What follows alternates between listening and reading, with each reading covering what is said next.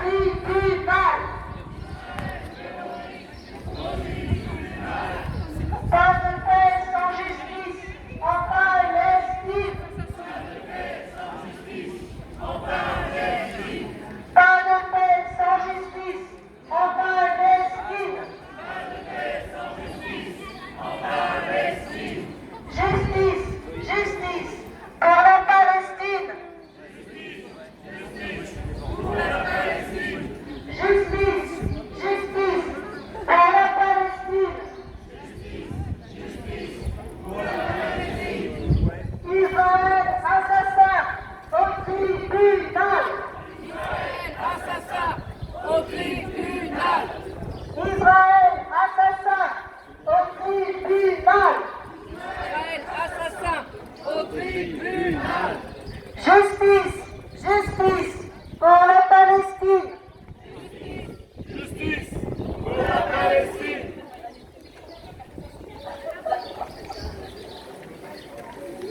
Donc merci de laisser le passage aux voitures s'il y en a.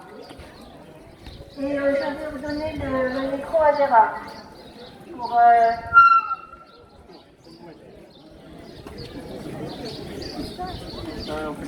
Ah oui, d'accord.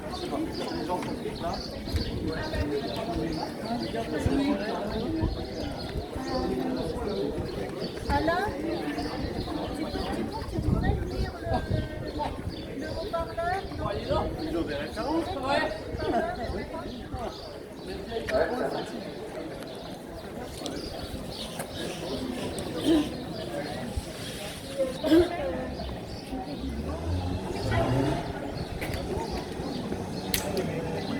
Donc,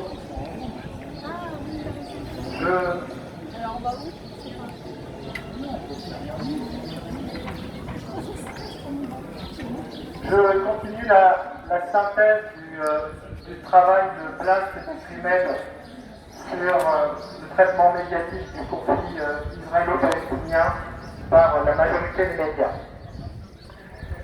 Propagande israélienne. Les médias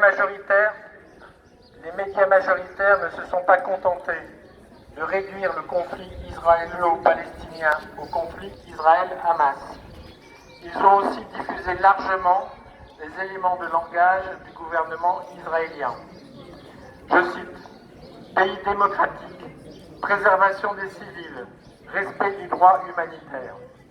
Ils n'ont jamais vraiment questionné un fait de guerre mené, nous l'oublions pas, par un gouvernement d'extrême droite. Ils ont privilégié l'expertise militaire. Ainsi, le 7 octobre, sur BFM, sur 3 heures d'émission entre 21h et minuit, la préoccupation du sort de la population civile n'a été évoquée que 18 minutes par les humanitaires présents sur le plateau, constamment interrompus par les journalistes animateurs. Les informations se sont souvent, la plupart du temps, contentées de reprendre les discours des porte-paroles de l'armée israélienne. C'est ainsi que l'offensive terrestre, fin octobre, a été présentée comme le début de l'attaque. De l'attaque alors que Gaza était bombardée depuis 3 semaines. Les 23 et 26 octobre, vous pouvez lire par exemple sur les bandeaux de BFM « Offensive terrestre à Gaza, c'est pour quand ?» ou « Netanyahou a-t-il la main qui tremble ?»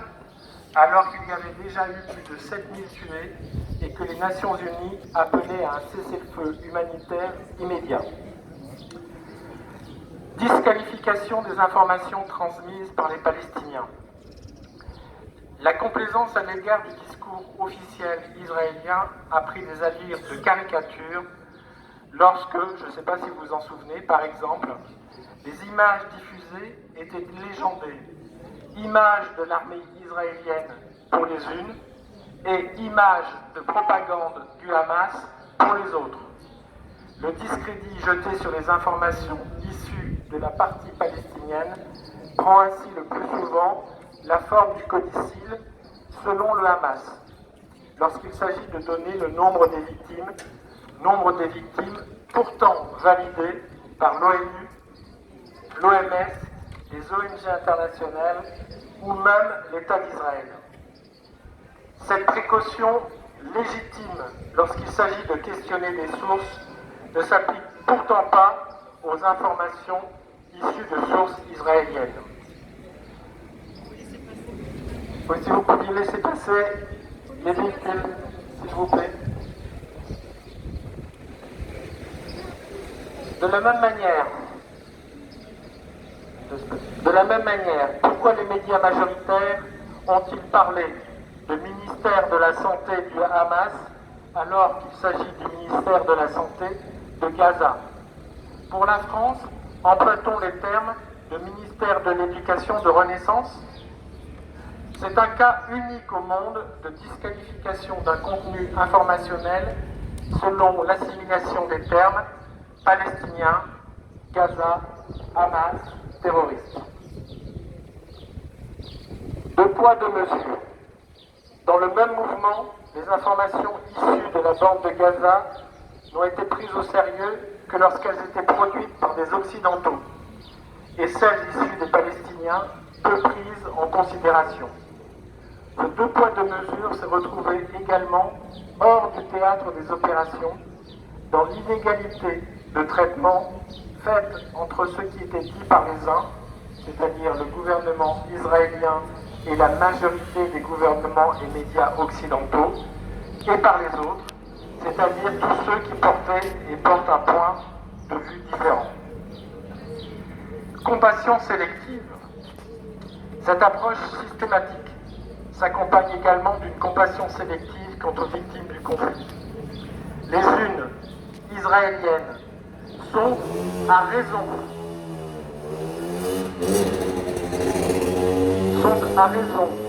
individualisées, humanisées, leur visage nous est montré, les drames qu'elles ont vécus nous sont affectivement décrits.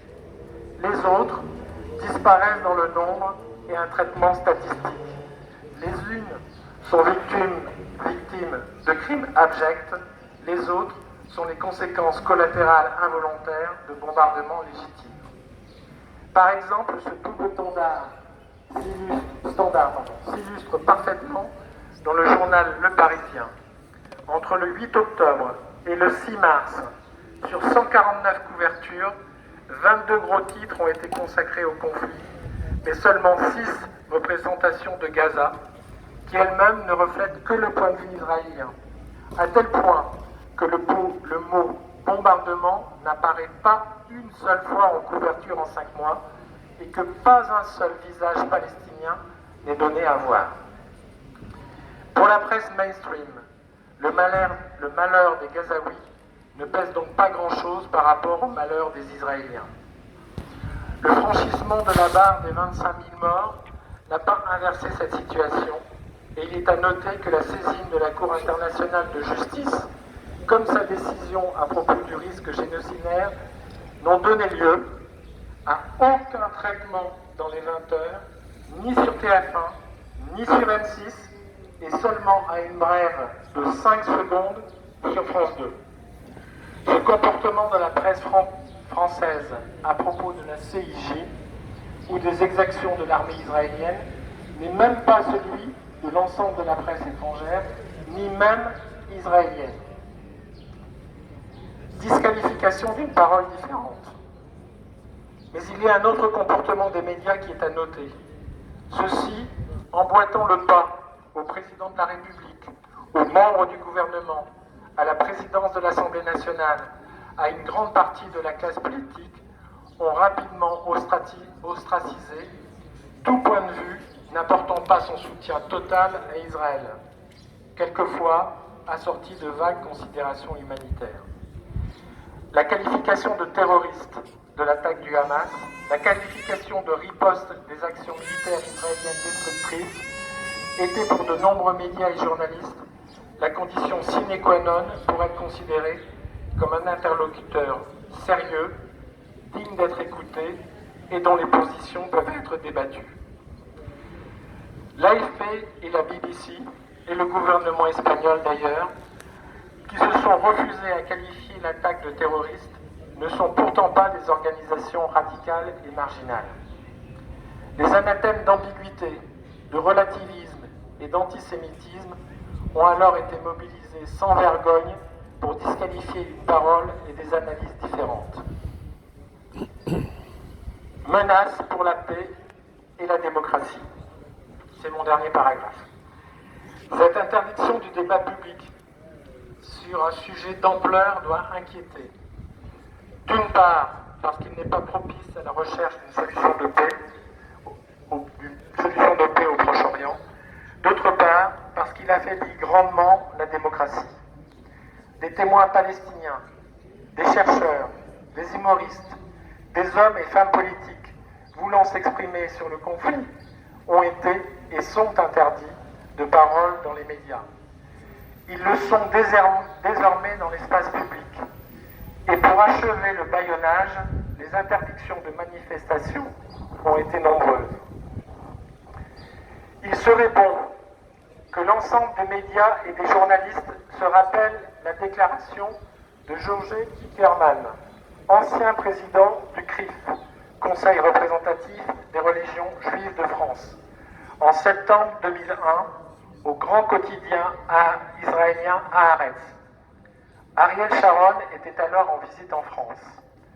L'ex-président du CRIF avait déclaré, je cite mot pour mot, « Je lui ai dit qu'il doit absolument mettre en place un ministère de la propagande comme Goebbels. » Il serait bon que l'ensemble des médias et des journalistes qui s'émeuvent et se mobilisent à raison de temps en temps, lorsque le droit à l'expression est bafoué ou menacé ici ou là dans le monde, observent la situation en France et s'en inquiètent.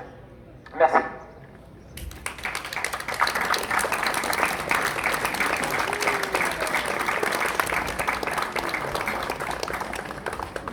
Merci beaucoup.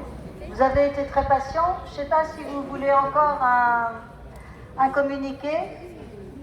Non? Très bref. Bon, ben, sinon, vous pouvez le lire sur notre site AFPS Trégor. Vous trouvez ça très facilement sur l'Internet. Ou bien en allant sur le site de l'association France-Palestine Solidarité. Il s'agit du dernier communiqué qui parle de Rafah, mais nous en avons déjà parlé. Et merci beaucoup pour votre patience et merci Gérard. Voilà. Et bien sûr, on revient la semaine prochaine.